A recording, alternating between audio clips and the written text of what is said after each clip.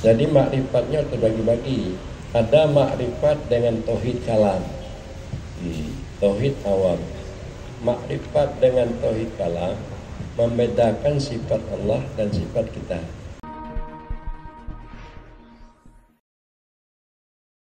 Assalamualaikum warahmatullahi wabarakatuh. Waalaikumsalam warahmatullahi wabarakatuh. Al-Fatihah. Pada malam yang berbahagia ini, di mana kita telah dapat bersama-sama duduk di ruangan yang bagus ini di hadapan kantor BPD, yaitu hadir bersama kita dari Baginda Aceh, saya mewakili, dan juga hadir bersama kita abu-abu, guru-guru kita sekalian, dan juga tokoh-tokoh pemimpin-pemimpin negeri ini.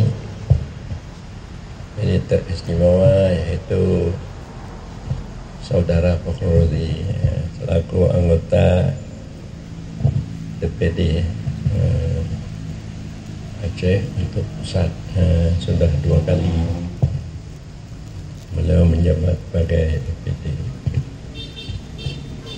Dan juga para hadirin hadirat, bapak-bapak dan ibu-ibu sekalian yang saya tidak sebut nama satu persatu. Paling istimewa yaitu Ketua Panitia Bapak Dr. Jamaluddin, dan juga ada Dr. Alisandra, dan juga semua kita yang telah berada di tempat ini. Pada malam ini sebenarnya saya sangat letih, dan juga tidak sehat. Hanya saya tadi bercerita pagi pulang lagi ke Labuan Haji karena tidak sehat. Tapi karena ada acara pada malam ini, maka saya menunda. Walaupun saya tidak sehat, maka saya dapat hadir dan dapat menyampaikan beberapa buah kata pada kita semua. Para hadirin hadirat, bahwa ajaran tauhid tasawuf ini telah lama saya gagas. Sudah 23 tahun. Saya berulang kepada Aceh ini tiap bulan untuk menyampaikan ajaran tauhid tasawuf, tauhid sufi. Pada setiap bulan saya datang pada Aceh. Kecuali yang tidak datang ada pada bulan pada waktu tsunami. Saya tidak datang 2 bulan, tapi dalam konflik gang saya datang. Pada waktu itu saya lihat di Banda Aceh ini sepi, tidak ada mobil bomber yang berjalan di jalan, tapi saya tetap datang. Mengapa saya tetap datang? Karena saya sayang kepada orang Aceh. Sebagaimana dimaklumi bahwa saya adalah anak ulama yang menjadi guru oleh ulama-ulama Aceh, dan saya belajar agama semenjak kecil. Lalu saya juga memimpin pesantren peninggalan ayah saya, Darussalam Labuan Haji, dan juga membuat pesantren-pesantren di Pau, di tempat ibu saya, dan juga di tempat-tempat lain, baik di Abia dan juga di tempat luar. Dan juga menggagas posko-posko, tempat perkumpulan untuk berkumpul mempelajari tauhid tasawuf. Hampir seluruh Aceh, sampai ke Tekengon, sampai Banda Mulia, dan juga sampai ke Singkil, dan juga bukan hanya di Aceh, juga di luar negeri. Kita membangun posko besar di Johor, di Batu Pahat. Mereka menghibahkan tanah dan membangun posko besar di Malaysia. Dan juga saya mengadakan mudzakarah seminar. Ini yang ke-8. Pada awal saya mengadakan mudzakarah seminar di Abia, kemudian juga di Malaysia, di Shah Alam, dan juga di Jawa, di Bogor, di Gorontalo, di Batam, dan juga di Aceh. Itu seminar mudzakarah internasional. Saya adakan juga di Banda Aceh. Saya heran, begitu saya melakukan yang seperti yang saya sampaikan seperti ini, tapi ulama-ulama Aceh masih menghindar, bahkan menjelek-jelekan saya, termasuk MPU Aceh. Ini pada kali ini MPU Aceh tidak mengeluarkan mencegah acara berkumpul seperti ini, tapi sebelumnya mereka mencegah. Dibuat di Taman Sari dicegah, dibuat di Luang Padang dicegah, sehingga wali kota dan orang-orang yang mempunyai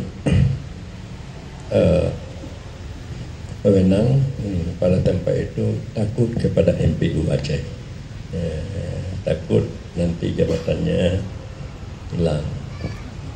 Tapi kali ini menurut keterangan Pak Ilyas, tidak ada lagi cegahan dari MPU Aceh.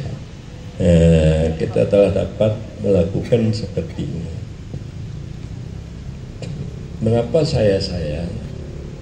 Karena di Aceh, baik ulama Aceh, MPU Aceh, dia hanya mengerti Islam ini di segi akidah Ahlussunnah wal Jamaah. Dia paham mengenai hukum syara, perintah dan larangan, baik dalam segi ibadah dan muamalah, itu paham. Tetapi mengenai bagaimana kita berakhlak yang bagus, ajaran ihsan, bagaimana kita bermakrifat dengan tauhid yang hakiki, mereka tidak paham. Sehingga kita lihat Aceh, baik pemerintah dan masyarakatnya, bukan krisis ilmu, bukan krisis mengenai duit, tapi mengenai akhlak. Akhlak yaitu satu sifat-sifat nafsu yang baik, yang melengket kepada hati. Dia pandai tawadhu, pandai sabar, pandai melihat hak orang, kelebihan orang, melupakan hak kita, kelebihan kita. Dia pandai sabar, tahan disakiti, tidak menyakiti, selalu memberikan yang baik-baik terhadap orang lain. Dia amanah. Sehingga kalau kita lihat di Aceh, pemimpin kita banyak yang ditangkap oleh KPK, baik gubernur atau bupati, dan juga ulama-ulama kita. Mereka ini tidak mengamalkan ajaran agama dengan baik. Sudah pula pandai berpolitik, partai PAS, partai ini, partai itu, untuk memegang jabatan. Dia bukan dia untuk bisa beribadat baik, mengajak umat supaya mendekati Allah, berakhlak, bermakrifat, dengan beriman yang benar, iman yang kokoh, iman yang dapat untuk bertauhid, bermakrifat dengan tauhid hakiki, bermakrifat pada Tuhan yang Maha Esa. Menanya Tuhan yang Maha Esa dalam anggaran dasar kita, Tuhan yang Maha Esa itu adalah tauhid sufi. Berarti Tuhan itu lepas berteman dengan kita, dia tidak ada sangkutannya dengan lainnya, hanya Allah. Allah yang menentukan, Allah yang melakukan. Dari ilmunya yang kadim, maka itulah yang berlaku pada abad, pada alam yang dahir ini. Tuhan yang Maha Esa. Jadi bagi Tuhan yang Maha Esa ini, kalau tidak kita mempelajari tauhid sufi, kita tidak tahu Pak Tuhan yang Maha Esa. Tuhan Maha Esa ini adalah ajaran tauhid sufi. Kalau kita sudah teringat Tuhan yang Maha Esa, kita tidak boleh ingat diri kita, tidak boleh ingat ilmu kita, tidak boleh ingat kepintaran kita, harta kita. Kita hilang panah di dalam wujudnya Tuhan yang Maha Esa. Ini dasar negara kita yang digagas oleh ulama-ulama dulu, oleh penggagas kemerdekaan kita. Manusia adil dan beradab, itulah maknanya tasawuf, tauhid tasawuf. Manusia adil lagi beradab, manusia yang berakhlak, yang baik, yang amanah, yang penyayang pada sesama. Ini manusia adil lagi beradab. Ini sudah dicetuskan oleh penggagas kemerdekaan tadi. Tapi kalau kita lihat kenyataan, kita tidak paham lagi kepada Tuhan yang Maha Esa. Baik pemimpin kita, pemerintah, dan juga tidak paham lagi bagaimana supaya dia itu berakhlak, tawadhu, sabar, peduli, amanah, manusia yang adil lagi beradab. Jadi inilah tugas daripada NPTT, supaya anggota-anggota Dewan Perwakilan kita menyandarkan untuk membuat undang-undang peraturan dengan dasar Tuhan yang Maha Esa, manusia adil lagi beradab. Tapi mereka membuat undang-undang peraturan bukan dengan dasar itu, dengan dasar kepentingan kelompok masing-masing. Makanya kita tidak dapat untuk mencapai kesatuan hidup berkasih sayang, karena kita mengutamakan kepentingan kelompok. Para hadirin hadirat sekalian, makanya saya mengharap pada kita semua, jangan kita hanya paham syariat, kita harus memahami hakikat. Syariat itu amal, ibadah itu dikatakan syariat, sembahyang itu syariat. Kita harus memahami hakikat iman, menyempurnakan iman, supaya kita terlihat keberadaan Allah, kita dapat mentauhidkan Allah dengan makrifat tauhid yang hakiki. Itu hakikat. Jadi yang ada di Aceh hanya dinas syariat Islam, dinas hakikat Islam tidak ada. Dinas hakikat Islam, makanya syariat kita kalau tidak berhakikat sama seperti tubuh tidak bernyawa. Jadi tubuh tidak ada bernyawa, dia tidak bisa berdiri lama atau hidup lama.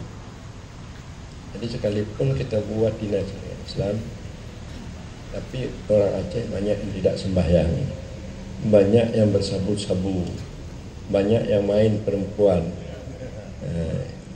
karena tidak ada dinas hakikat Islam.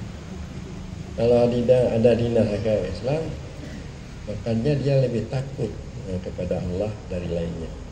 Allah itu dekat dengannya, dia tahu Allah itu memperhatikannya, dan Allah itu membuat apa yang dibuatnya pada alam dan diri kita sendiri, karena Allah itu dekat.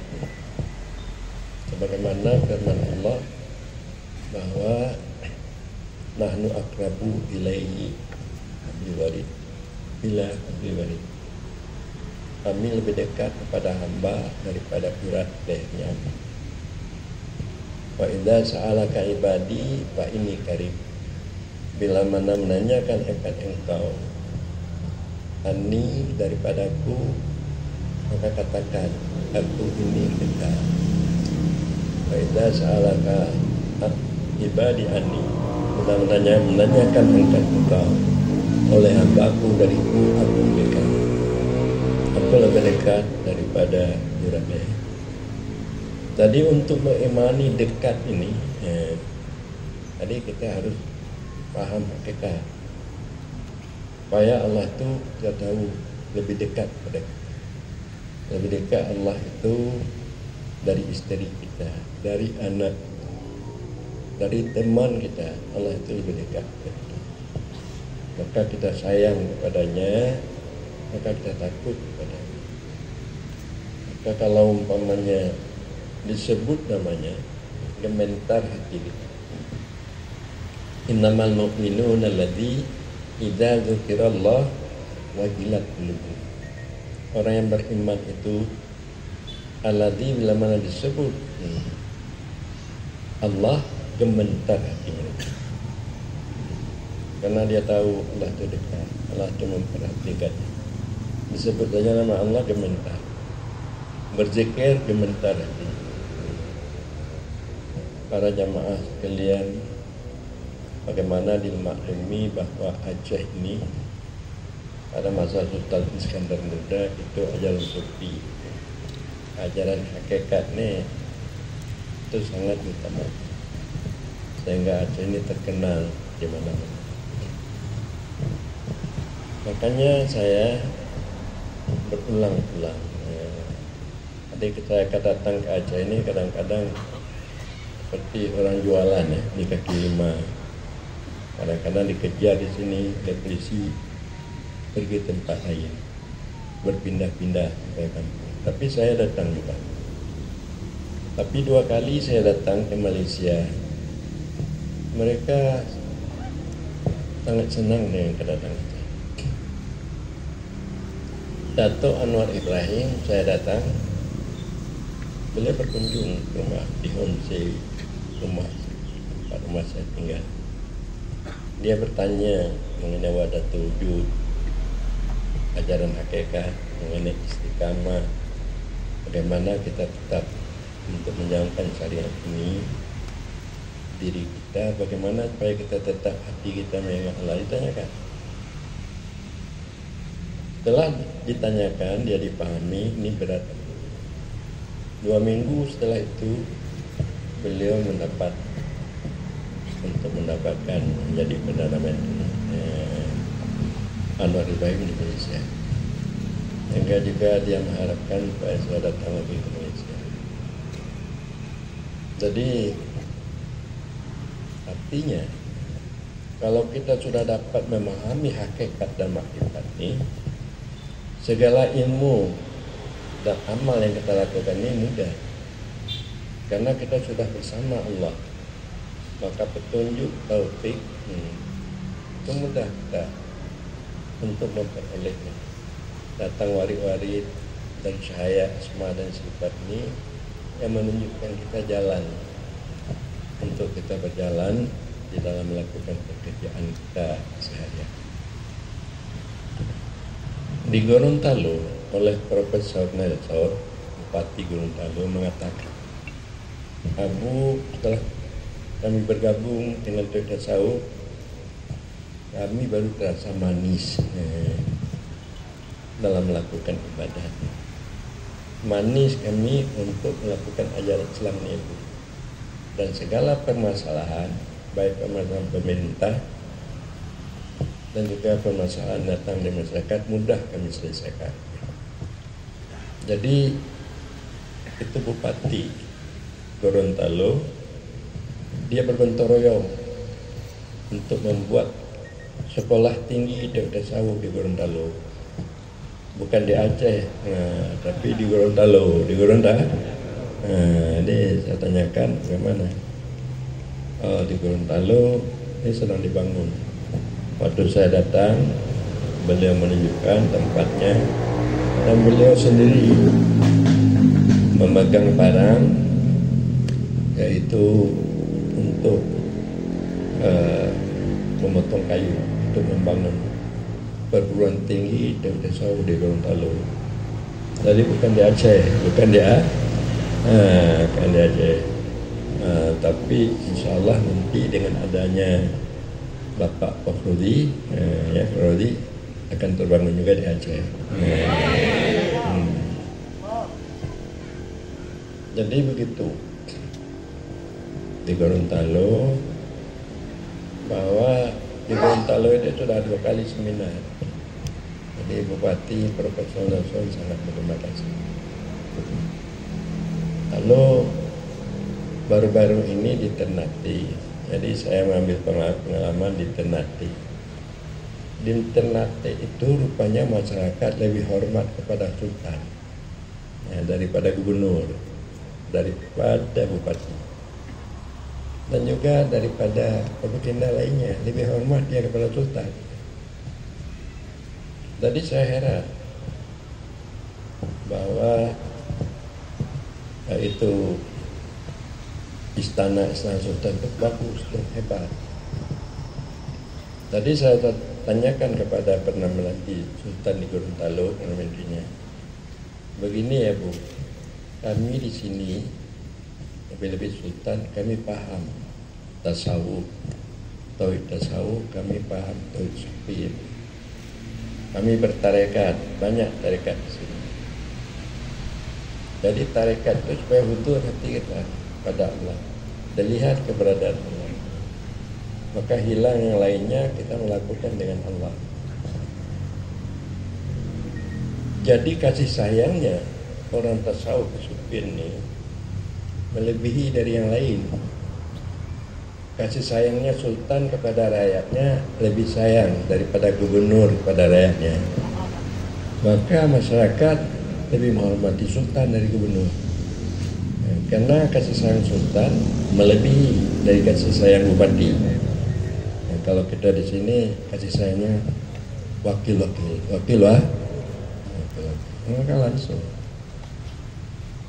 Jadi sehingga di Ternate itu masyarakatnya sangat mudah untuk terus berkembang. Sehingga saya tanyakan bagaimana di Ternate. Di sini Abu masih hidup lawang, cengkeh masih hidup, pala masih hidup. Kalau kita di Aceh, pala sudah mati, cengkeh sudah mati. Tapi itu Ternate masih hidup cengkeh, masih hidup ayam. Jadi kalau kita mendapat iman kita, meningkatkan iman kita ini, iman yang kamil, keberkahan, rahmat Allah itu mudah untuk kita capai. Jadi marilah kita sama-sama di Aceh untuk kita meningkatkan keimanan kita. Iman ini terbagi-bagi. Ada iman munafik, dia beriman, dahir saja, batinnya tidak beriman. Kalau diajak sembahyang ya, tapi melakukannya tidak, itu iman munafik. Kedua, iman awam, dia bisa salat beribadah, tapi akhlaknya jelek. Dia lebih takut kepada makhluk daripada Allah. Itu iman awam. Para hadirin sekalian, ditanya orang, mana yang bagus? Kita beribadat dengan berakhlak yang bagus. Jadi kalau orang tasawuf mengatakan lebih bagus dia berakhlak yang baik daripada ibadat. Orang sungguh sembahyang, tapi akhlaknya jelek. Ada orang akhlaknya baik, sembahyangnya itu ya tidak begitu sungguh. Lebih bagus akhlak yang baik. Kalau kita umpamanya kedengkian ada dalam hati kita, kesombongan, maka kalau kesombongan ada dalam hati kita, Nabi mengatakan tidak masuk surga orang yang ada sombong di dalam hatinya. Sombong dengan ilmunya, sombong dengan uangnya, sombong dengan pangkatnya, dia tidak akan masuk surga. Dan kedengkian itu dapat memakan segala amal yang baik, sama seperti api membakar kayu. Jadi kalau umpamanya dia beribadat tapi dengki masih mendalam dalam hatinya, jadi ibadatnya itu sia-sia. Dan kemudian yang paling tinggi di dalam ajaran Islam, yang paling utama makrifat. Jadi makrifat itu lebih bagus daripada ibadat, daripada akhlak. Makrifat ini yang dimaksud bahwa dalam batinnya dia melihat perbuatan Allah, sifat Allah, dan wujud Allah. Tidak terlihat dia perbuatan dirinya, sifat dirinya, dan dirinya itu sendiri.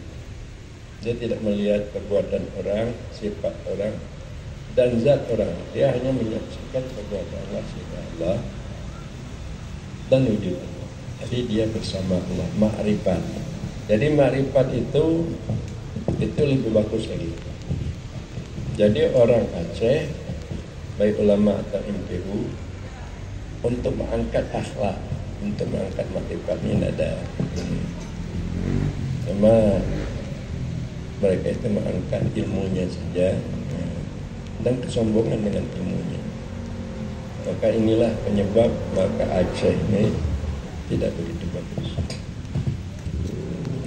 Dan lalu kalau saya lihat umpamanya di Ternate Tidore, orang sangat hormat kepada sultan, tapi di sini kurang hormat mereka kepada Wali Nanggro, kurang hormat kepada Wali Nanggro, sehingga rumah Wali Nanggro itu kosong, tidak ada yang datang. Padahal uang banyak diberikan kepada Wali Nanggro, tapi masyarakatnya tidak hormat kepada Wali Nanggro. Ini nanti perlu dipertanyakan kepada Pak Prodi. Kemana aja dipertanyakan?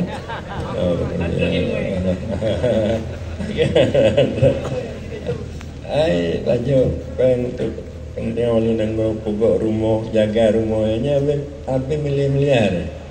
Tapi umur aja kan. Ana ingin termumpuk Wali Nanggro. Cuma yang nak ingin mumpuk Wali Nanggro mesti Prodi minta urung PA. Urung PA selain PA hana yang galak mumpuk. Yang itu mengapa? Pakon. Jadi itu menjadi PR kita juga, masalah PR. Jadi ini juga. Jadi jawabannya menyolong soknya tiba di Ternate karena anak tepu tarikat. Wali Nanggro anak tepu tarikat, anak tepu hakikat, anak hukum syariah makrifat. Hakikat mengamalkan hakikat, anak tarekat syariah ini untuk melakukan amal saleh. Tarekat ini untuk hudur hati kepada Allah. Hakikat tajalli Allah, terlihat Allah dan sifatnya dalam batinnya. Makrifat hilang yang lainnya, hanya Allah. Mungkin barangkali Wali Nanggro-nya ana musyariat, ana mutarika, ana muhakikat, ana makrifat, hanya payah talakai kepada Pak Prodi untuk berdialog dengan Wali Nanggro. Pakai setuju dan setuju.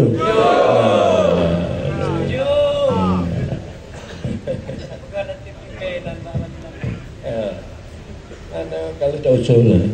Tetapi ada tampungan. Ya rumah kosong mentah menyuinan tak pegang mula ke arah atas seribe gaduh jin lah. Belum saja, belum. Kalau tak usul tapi ana mendapat penerimaan.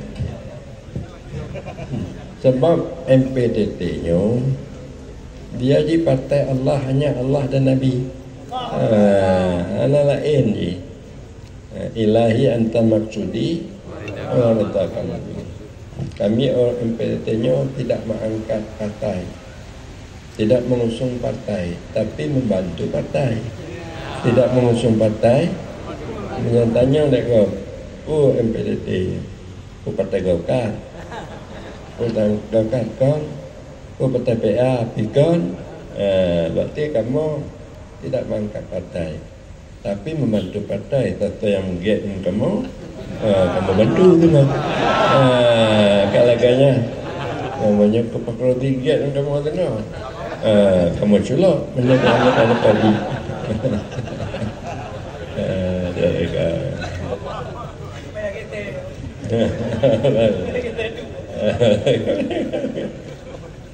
Jadi barangkali demikianlah bagaimana kita menciptakan Aceh supaya bisa dia beribadat baik, tahu dia sembahyang cara rukun, sahabatan, pandai dia sembahyang khusyuk, betul hati, supaya semuanya istiqamah dan ikhlas karena Allah.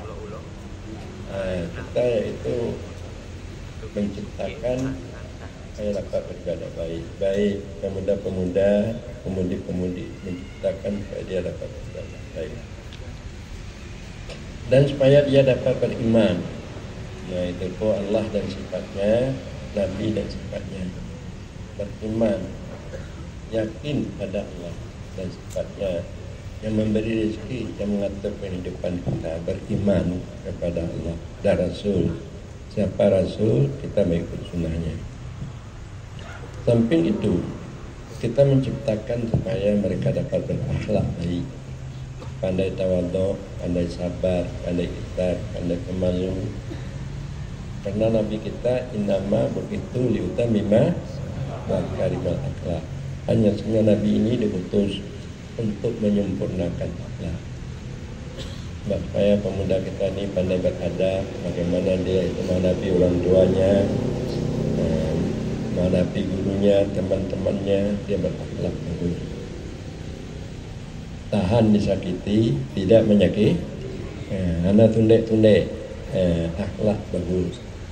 Kemudian kita menciptakan supaya kita semua orang Aceh dapat bermakrifat dengan tauhid hakiki. Jadi makrifatnya terbagi-bagi. Ada makrifat dengan tauhid kalam, tauhid awam. Makrifat dengan tauhid kalam membedakan sifat Allah dan sifat kita, makhluk manusianya. Namanya sifat Allah wujud, sifat kita ada. Sifat Allah namanya kadim, sifat kita baharu. Jadi membedakan sifat-sifat makhluk dengan sifat-sifat Allah itu adalah tauhid kalam, makrifatnya. Dan kedua, tauhid tasawuf. Jadi makrifatnya yaitu terlihat keberadaan Allah dan sifatnya dalam batin kita. Kita tidak perlu lagi kepada dalil, baik akal dan nakal. Cuma terlihat. Karena nikmat Allah begitu banyak, diberikan hidung, mata, makanan. Jadi kepedulian Allah, kasih sayang Allah itu terlihat dalam batin. Jadi itu makrifat tauhid tasawuf. Sehingga dia tidak lupa-lupa kepada Allah. Kalau kita sudah bertahan makrifat tasawuf. Dan ketiga makrifat tauhid kawas. Jadi makrifat tauhid kawas ini panah. Tidak terlihat lagi yang ada, hanya Allah. Allah yang menyaksikan dirinya dengan dirinya. Nah itu sebagaimana juga hadis mengatakan bahwa mengetahui Allah dengan Allah. Arif tu Rabbi bi Rabbi. Aku tahu Tuhanku dengan Tuhanku. Bukan dengan dirinya, tidak pakai akalnya, tidak ada terlihat lagi dalam hatinya. Dia panah di dalam diri. Jadi makrifat kawasul kawas ini, inilah makrifat tauhid hakiki. Ini yang akan diangkat supaya dia tidak terlihat lagi dirinya dan alam, hanya Allah semata. Dia dapat berpegang dengan Allah. Wa'tasimu billah wa maulakum. Berpeganglah kamu dengan Allah, dianya Allah Tuhan kamu. Jangan kita berpegang dengan alam ini, jangan kita berpegang dengan makhluk ini, berpegang dengan Allah. Di dalam kita meniti kehidupan. Mudah-mudahan Allah membantu dalam segala kepentingan kita. Tadi kalau perlu didapat bermakrifat dengan tauhid hakiki, anakku kampanye kamu tu meju DPRI. Ya, namanya. Coba aja. Baki mak merupanya. Kita mau katib terbaik. Katib terbaik la ilaha illallah Tidak yang disembah sebenarnya malaikat Allah. Itu syariat. La ilaha illallah. Tidak yang bermaksud malaikat Allah. Itu tarekat. La ilaha illallah. Tidak yang mewujud kecuali Allah. Jadi zikir ma'al ghaibah. Tidak terlihat yang lain. Hanya Allah. Jadi itu yaitu tauhid hakiki. Artinya tidak terlihat lagi.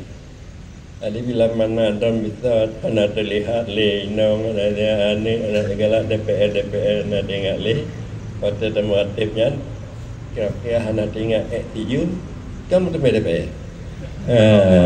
Berapa mudah ya bu? Karena tentara Allah. Allah mengatakan dalam Al-Quran, walillahil izzatu walirasulihi walil mu'minin fa innal munafiqin la ya'lamun. Bagi Allah lah kemuliaan, bagi Allah Rasul kemuliaan, dan bagi orang yang beriman, iman yang kamil. Akan tetapi orang munafik mereka tidak tahu. Jadi orang munafik anda tahu bahwa kemuliaannya naba Allah, naba Nabi, dan bagi orang-orang wali-wali Allah yang beriman kamil. Orang munafik tidak tahu. Wa may yatawalla Allah wa rasulahu walladzina amanu fa inna hizballah humul ghalibun. Orang yang menjadikan Allah pemimpinnya dan Rasul pemimpinnya dan orang-orang yang beriman kamil pemimpinnya, sungguhnya tentara-tentara Allah akan membantunya. Jadi anakku dibantu tentara-tentara pemain rumahnya. Ini tentara-tentara Allah, malaikat membantu. Cuma inilah yang perlu bagi kita, supaya kita tingkatkan keimanan kita, supaya kita dapat bermakrifat dengan tawas, dengan pengertian kita paham hakikat dan makrifat. Demikian wallahu a'lam. Assalamualaikum warahmatullahi wabarakatuh.